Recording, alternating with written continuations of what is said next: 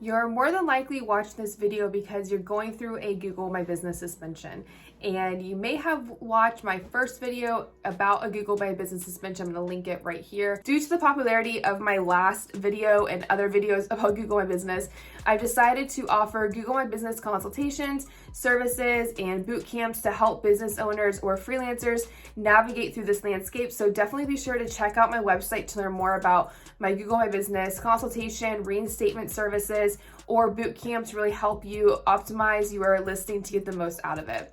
But I wanted to go into a little bit more detail as to what you may be enduring or what to expect rather with a Google My Business suspension. So if you're new here, my name is Jennifer Sargeant. I am the creator of Digital Sargeant. I have been in the digital marketing industry for nearly 11 years. I've lost count of the amount of Google My Business profiles I've managed and claimed and optimized, and have really seen the Google My Business platform transform over the years, which is really cool and exciting. I also guide freelancers to the trenches of freelancing, taking them from zero to hero to achieve a life of financial freedom.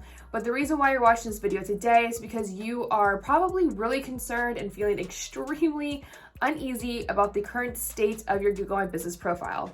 So first, there are a couple of things that you need to know about Google My Business to really get your mind in the right state, if you will. So Google My Business actually owns your profile. You do not. And that's a huge misconception for business owners, is that they think they own their profile and that there's some sort of like entitlement to their listing, when in fact Google owns it and they can essentially do whatever they want with it, which is why diversifying your marketing efforts is so important. And while Google My Business is a huge component of local businesses and profits and attention and awareness and things like that, it's so important to diversify your marketing efforts. So first things first, know that you have no entitlement over your Google My Business listing. The next thing that you want to actually avoid is that you don't want to throw in a ton of tickets within Google My Business, meaning you don't want to keep resubmitting because you haven't heard from them. So the most important thing that I can tell you is just to submit one ticket and work off of that ticket. And actually, if you submit another ticket, they're going to close out that ticket right away, and they're going to tell you, please refer to case number XYZ and respond to that as well. So they don't want to be flooded with a ton of emails from the same business talking about the same thing over and over again, basically like pleading and begging for help. They're just going to work off of one ticket. So keep that in mind. And there's actually a rumor that if you submit too many tickets that they're going to throw you out and basically ignore you. I personally haven't experienced anything like that whenever I've come into the picture helping another business owner, but just keep in mind that you don't want to pester them, because that's not really going to help you accomplish anything. The next thing that you really want to be aware of and most certainly avoid is that you don't want to circumvent the situation or the listing. So what I mean by that is, let's say you've submitted your Google My Business listing, and let's say that you haven't heard back from Google My Business and it's been a week or a week and a half, which by the way, in this landscape, this is October of 2021, that's relatively normal, so keep that in mind too. Let's say you haven't heard back from them and you're getting desperate, so you've decided to create an entirely new listing.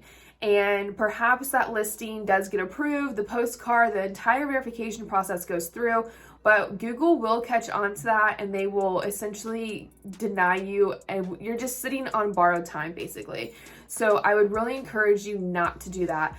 And you're actually going to be starting all over in terms of reviews too. So it's really in your best interest to get your current listing back into a right state, so that way you can get that listing back on Google and really utilize that exact listing, especially with all of your reviews. Due to the popularity of my last video and other videos about Google My Business, I've decided to offer Google My Business consultations, services, and boot camps to help business owners or freelancers navigate through this landscape. So definitely be sure to check out my website to learn more about my Google My Business consultation, reinstatement services, or boot camps to really help you optimize your listing to get the most out of it.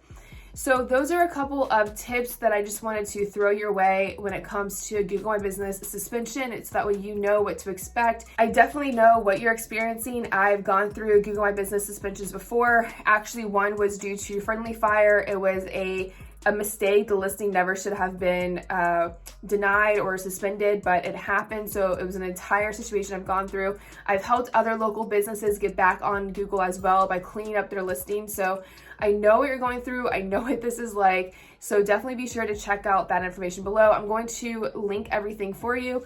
And if this video helps you, please be sure to subscribe, give it a thumbs up, and I wish you nothing but success, and I hope that you get back on Google soon.